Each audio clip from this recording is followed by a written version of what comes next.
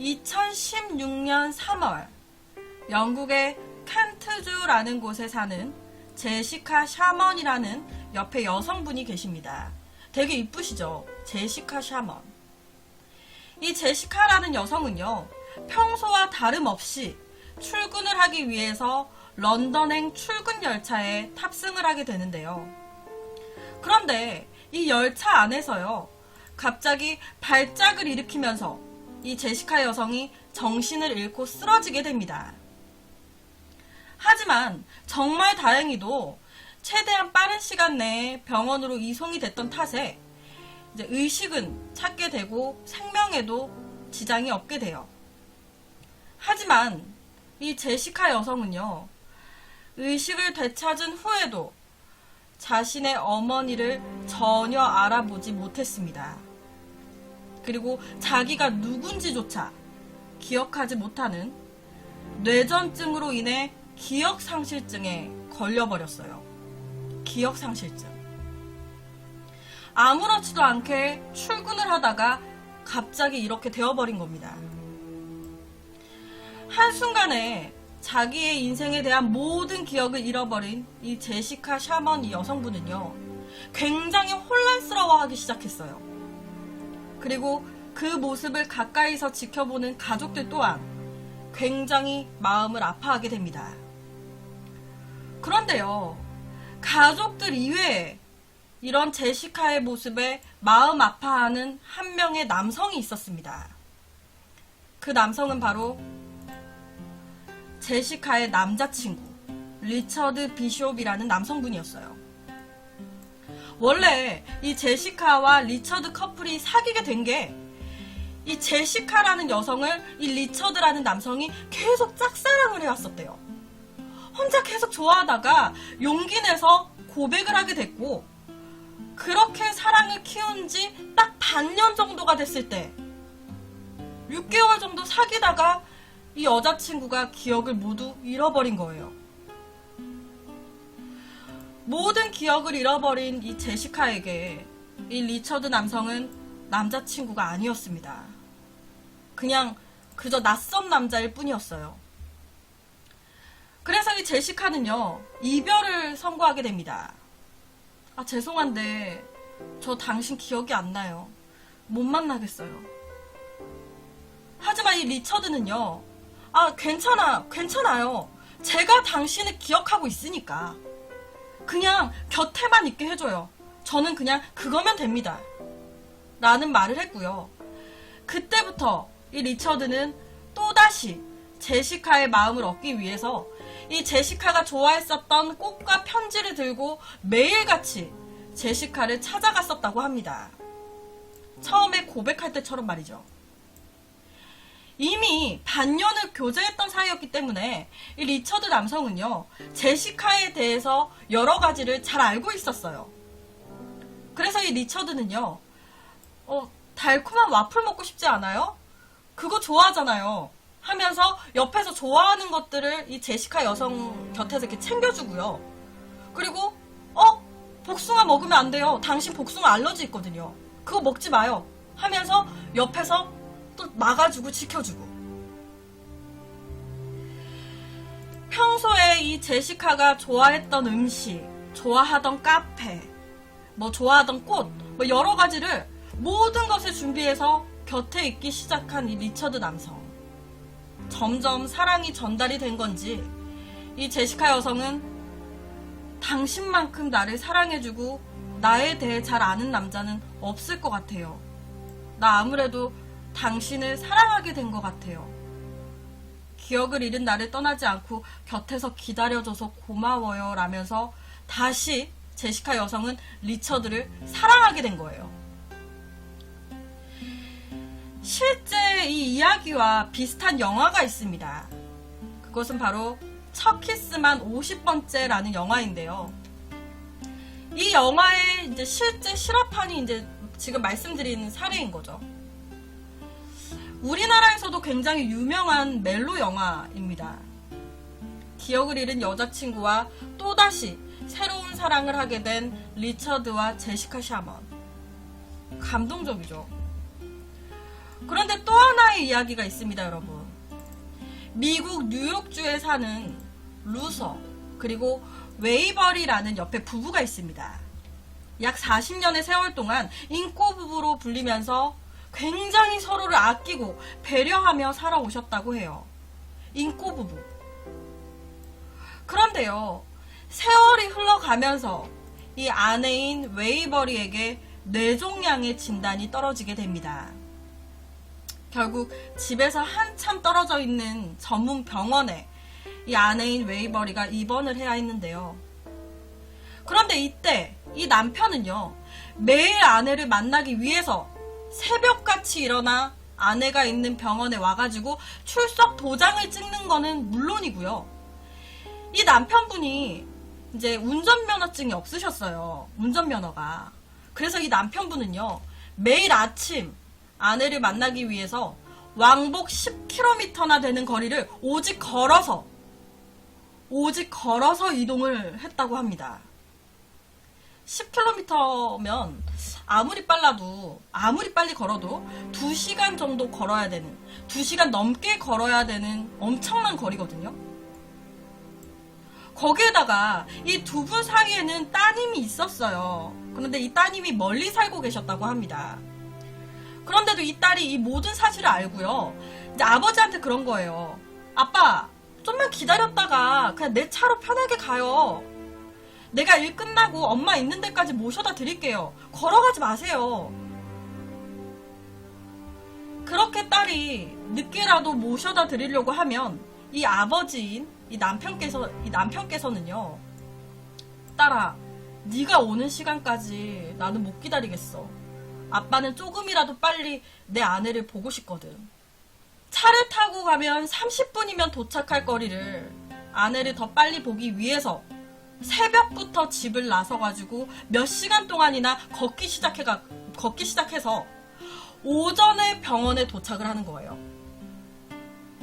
딸이 태워다 주면 너무 늦게 가게 되고 얼마 못 보지 않냐. 내가 좀 더 빨리 일어나서 내가 그 거리 멀긴 하지만 걸어서 좀 더 빨리 아내를 보고 싶다.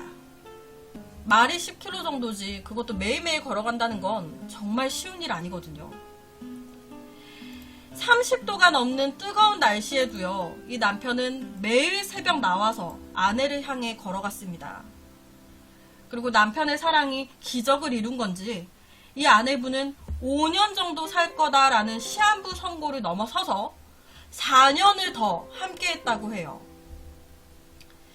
2019년 1월 아내의 마지막 순간까지도 곁에서 손을 잡아줬다는 이 남편분은요, 이런 얘기를 하셨습니다.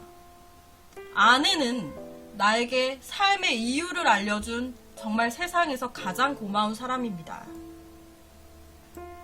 지금까지 이야기로도 정말 감동적이고 너무 아름다운 사랑에 대한 이야기인데 또 하나의 이야기가 있습니다, 여러분. 2016년 미국에서 TV를 보고 있었던 한나 아일워드라는 옆에 한 여성분은요, 우연히 한 남성의 인생을 다룬 다큐멘터리 한 편을 보고 운명 같은 사랑을 느끼게 됩니다. 그래서 이분은요, 곧바로 그 남성한테 메일을 쓰게 돼요. 우리는 코드가 잘 맞을 것 같아요. 마치 소울메이트처럼 말이죠. 되게 적극적으로 이 남성한테 호감을 표시했고요, 대시를 한 거예요. 도대체 이 여성분이 호감을 표한 남성은 누구였던 걸까요? 재벌? 아니면 스타 연예인? 아니면 되게 잘생긴 훈남 남성? 당시에 이 한나 여성의 메일을 받게 된 상대 남성은요, 엄청난 감동을 받게 됩니다. 그 이유는요, 메일을 받았던 남성은 신경근 질환인 척수성 근육 위축증을 앓고 있었던 세인 버코라는 남성이었어요. 이 남성분은요, 이 질병으로 인해서 2살 때부터 휠체어를 타고 생활을 하셨던 분이셨습니다. 그랬다 보니까 어릴 때부터 이제 이 남성을 보는 주변 사람들의 시선이 되게 동정하는 눈, 그리고 장애에 대해서 놀리는 눈빛, 거의 이런 게 대부분이었다고 해요. 그렇다 보니까 결혼이나 사랑에 대해서도 크게 생각을 하지 않고 살았었다고 합니다. 그런데 자신의 남자 그 자체로 봐주는 이 한나에게 이 셰인 버코라는 남성은 큰 감동을 받았던 거예요. 이런 나한테 호감을 먼저 표시를 해주니까. 그 뒤에요, 미네소타주에 살고 있었던 한나 여성과 그리고 펜실베니아주에서 살고 있었던 이 셰인 버코 남성은요, 메일을 통해서 급 가까워지기 시작했고요. 그렇게 랜선을 타고 어느덧 사랑까지 키우게 됐습니다. 그리고 마침내 이 두 사람은 함께 살게 됐어요. 동거를 시작한 거예요. 그런데 지금까지 이야기를 듣고요, 몇 분들은 이런 생각을 하실 수도 있을 것 같아요. 저 여자는 멀쩡하게 생겨가지고 왜 저런 장애인을 만나? 남자가 돈이 많나? 남자와 여자가 그냥 그저 만나서 사랑을 할 뿐인데, 이 두 사람을 가장 힘들게 했던 건 편견으로 보는 주위 사람들의 시선이었습니다. 그래서 결국에 이 커플은요, 이별을 택하지는 않았고요, 자신들만의 방식으로 세상의 편견에 맞서기 시작했습니다. 이 두 사람만의 유튜브를 열어가지고 이 두 사람의 사랑과 생활에 대해서 우리도 당신들과 다를 게 없이 사랑하고 같이 살고 있어요, 한번 보세요 라고 모두 공개하기 시작한 거예요. 우리 별다를 거 없습니다. 당신들과 똑같이 사랑하고 연애하고 같이 살고 있어요. 그리고 이 두 사람은요, 저희를 통해서 많은 사람들의 장애에 대한 편견이 깨지기를 바랍니다. 우린 정말 진정으로 서로를 사랑하고 있어요 라고 말을 했는데요. 그냥 진짜 그저 남자와 여자가 만나서 사랑할 뿐인 거죠. 그리고 또 하나의 이야기가 있습니다, 여러분. 2010년 10월 미국의 한 대학교에 입학한 옆에 크리스 노턴이라고 하는 남성이 있습니다. 이 남성분은요, 미식 축구를 하던 중에 척추를 심하게 다치게 되면서 결국에 전신마비를 선고받게 됐어요. 미식 축구를 하던 중에 전신마비. 의사의 소견에 따르면요, 당시 크리스 남성이 다시 걷게 될 확률, 그 확률은 고작 3%에 불과하다라고 얘기를 했는데요. 거의 불가능하다라고 얘기를 한 거죠. 3% 혹은 3%도 못 될 수도 있다. 걸을 확률. 하루아침에 손가락 하나도 자신의 마음대로 움직이지 못하게 된 이 크리스 노턴. 엄청 힘들었겠죠. 정말 멀쩡하게 살아오다 한순간의 사고로 인해서 이렇게 된 거니까. 하지만 이 크리스는요, 좌절하거나 포기하지 않았고요, 계속적으로 열심히 재활을 시작하게 됩니다. 그리고 그 결과 1년 만에 휠체어 생활이 가능하게 됐고요, 학교에까지 다시 복귀를 하게 됩니다. 정말 피나는 재활훈련을 했던 거예요. 정말 이것만으로도 기적인 겁니다. 전신마비였는데 휠체어 생활이 가능하게 되고 학교에까지 복귀를 하게 되고. 그러다 2013년 우연히요, 온라인 채팅을 통해서 에밀리 서머스라는 한 여성을 만나게 됩니다. 아무래도 당시 크리스는요, 내가 이런 장애가 있는데 이런 나를 있는 그대로 사랑해줄 여자가 있을까? 사랑하는 그 사람한테 내가 짐이 되고 싶진 않은데, 이런 생각을 늘 가지고 있었어요. 그런데 이 에밀리라는 이 여성은요, 이 크리스 노턴한테 절대 그런 생각 하지 말라고, 너는 정말 힘든 그 재활훈련도 잘 이겨낸 정말 대단한 남자라고, 넌 정말 멋진 사람이야 라면서 서로에게 굉장히 힘이 돼줬었다고 합니다.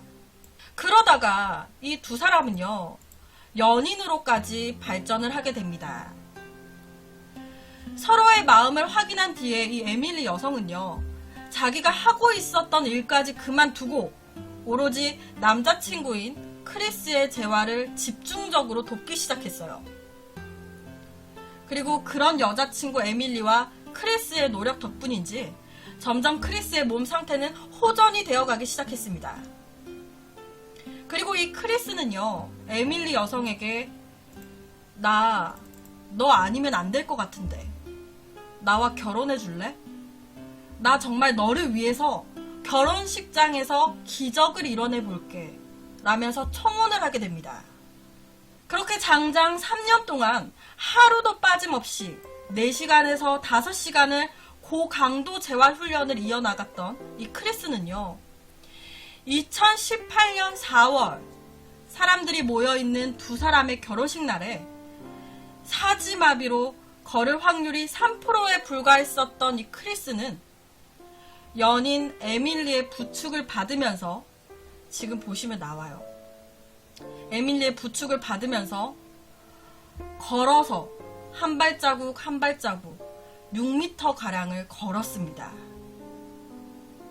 말이 3%지 다시 걸을 수 있는 확률은 불가능했던 건데 그거를 해낸 거예요. 대단한 거죠. 사랑의 힘.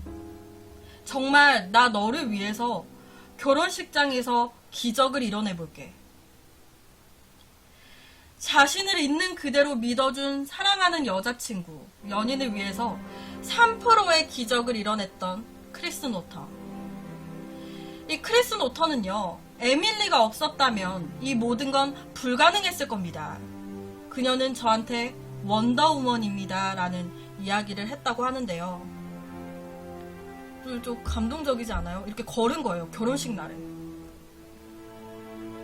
그래서 오늘은 세계의 아름다운 사랑에 대한 이야기를 가지고 왔습니다.